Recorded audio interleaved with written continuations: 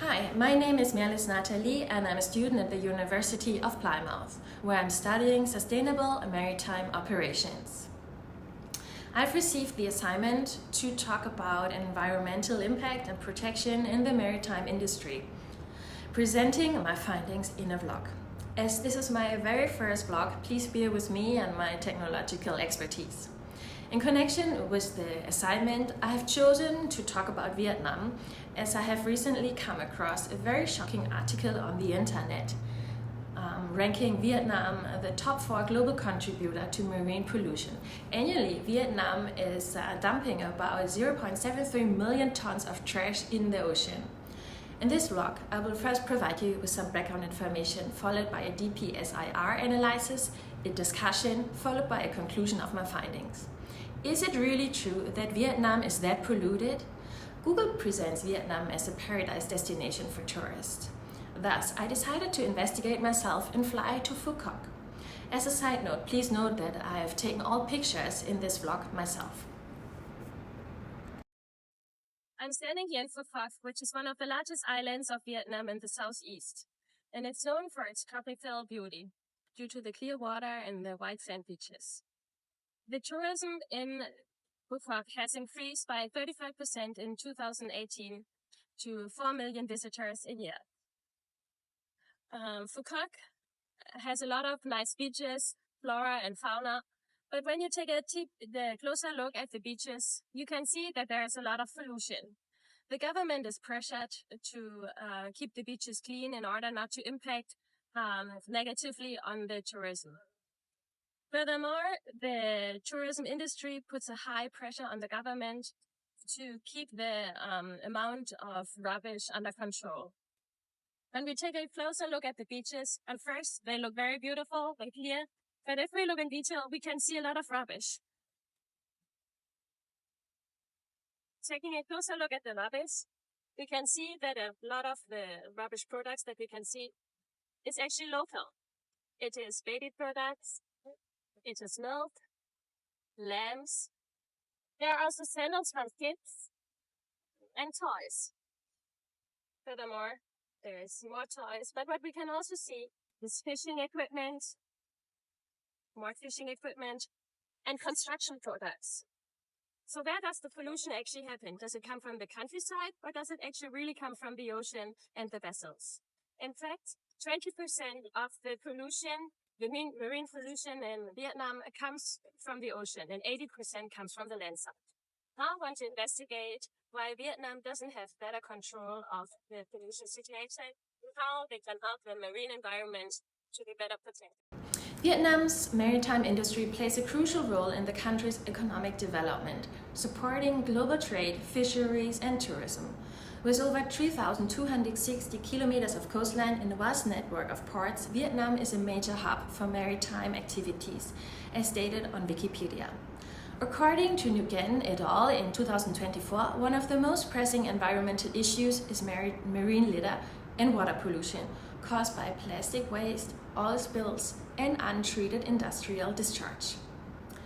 As mentioned, Vietnam's contribution to plastic marine debris in 2010 was 0.73 million tons annually, according to the 2015 statistics by Jumbeck et al. When I was inspecting the rubbish at the beach of Vietnam, I noticed that most trash was related to shoreside used items. In a report, Jumbeck et al. In 2015 states that 80% of marine pollution comes from landside, which aligns with my findings at the beach.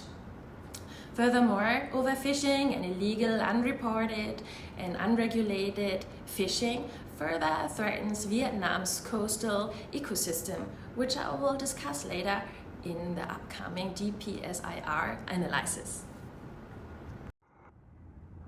The DPSIR analysis is, according to Wikipedia, a model to understand how society and the environment interact. It stands for drivers, pressures, state, impact, and response. And here's how it works. If you look at the illustration to the right, you can see that the drivers are the root causes of the environmental changes. They are driven by human influence and nature. The pressures are the direct effects these drivers have on the environment. The state refers to the current condition of the system and the environment, and the impacts are the consequences of these changes. The response then shows what is done to maintain or to improve the current state. Since its development in the 1990s, according to Wikipedia, the DPSIR framework has been widely used to international organizations to study ecosystems in areas like biodiversity, soil erosion, and groundwater issues. The model seems to be very useful for evaluating environmental changes, understanding social and economical pressures, and predicting future challenges, and as well to improve management strategies. Starting with the drivers, I have identified 3 different types of drivers that are valid for this analysis. First of all, the economic growth and trade in Vietnam. Due to its favorable position along the coastline, or with a very long coastline, the maritime industry is crucial to trade and economic expansion. There's as well a high focus on fisheries and the coastal tourism, as described in the case of Phu Quoc. About 4.7 million direct and indirect jobs within Vietnam depend on the fishing industry, according to Nguyen in a report from 2024.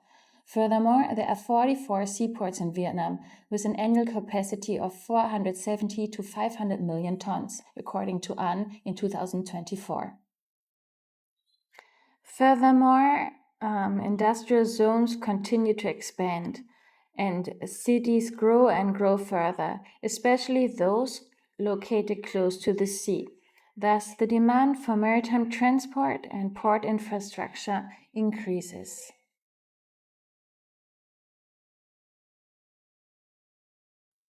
Another driver is the tourism industry within Vietnam. Coastal tourism is becoming more and more popular within Vietnam, and it contributes to the economy, but also increases environmental issues and pressures.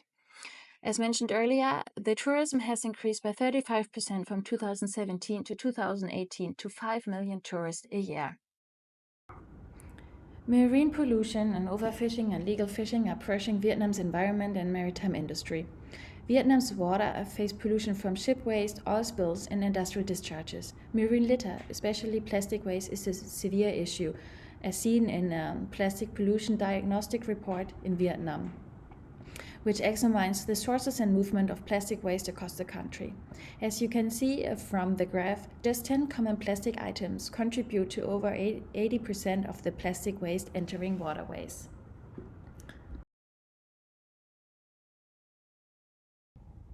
Unsustainable fishing practices, including illegal, unreported, and unregulated fishing, deplete marine biodiversity and thus is considered another pressure.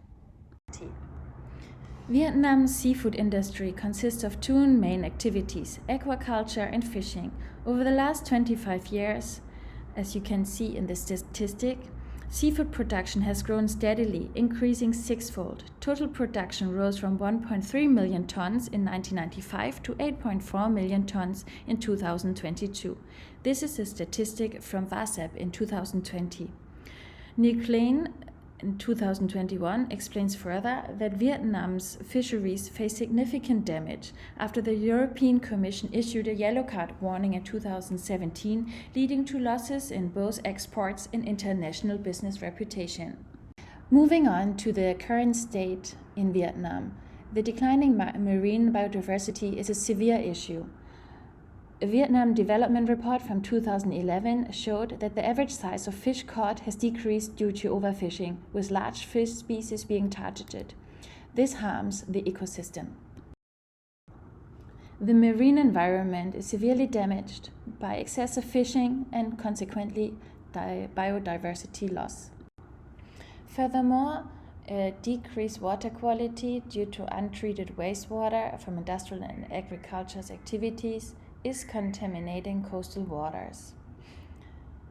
Tran and Nguyen state in 2019 that a high pH value in the sea is indicating that the industry is dumping waste products into the water, which affect the water quality. Next up are the impacts These are the consequences of environmental changes in the maritime industry in Vietnam. Due to the loss in biodiversity, the seafood industry is shrinking. This has, of course, a negative impact on fisheries. Furthermore, tourists don't appreciate dirty beaches. Thus, the image of Vietnam is getting worse. This decreases the amount of tourism in Vietnam. Another big impact is, of course, the health risk due to pollution. Nobody wants to eat contaminated seafood.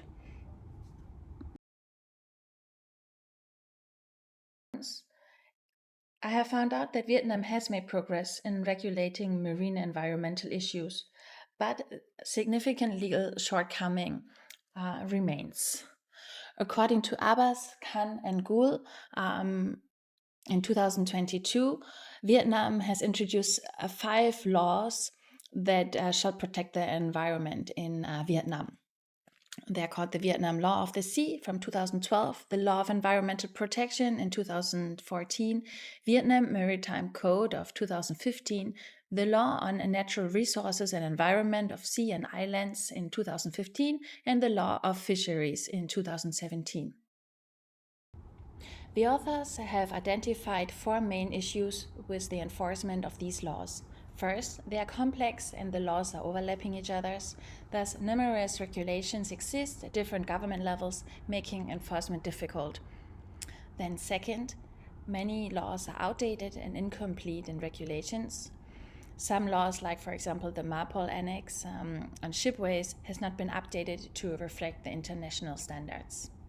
Furthermore, they are more framework laws with limited guidance.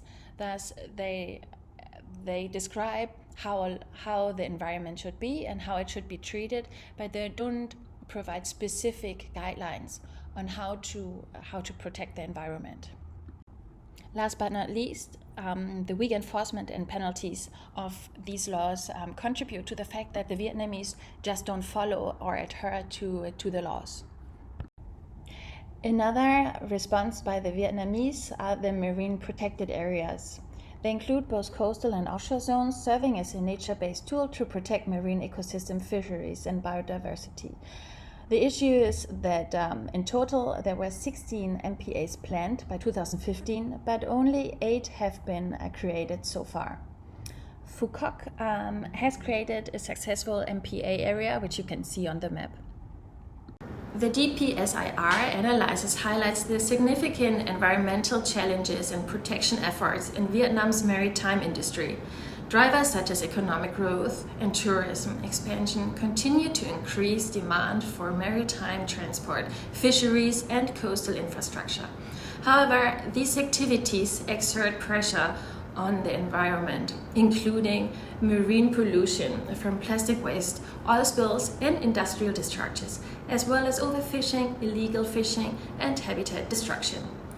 These pressures have led to a threatening state of marine ecosystem characterized by declining biodiversity and water pollution.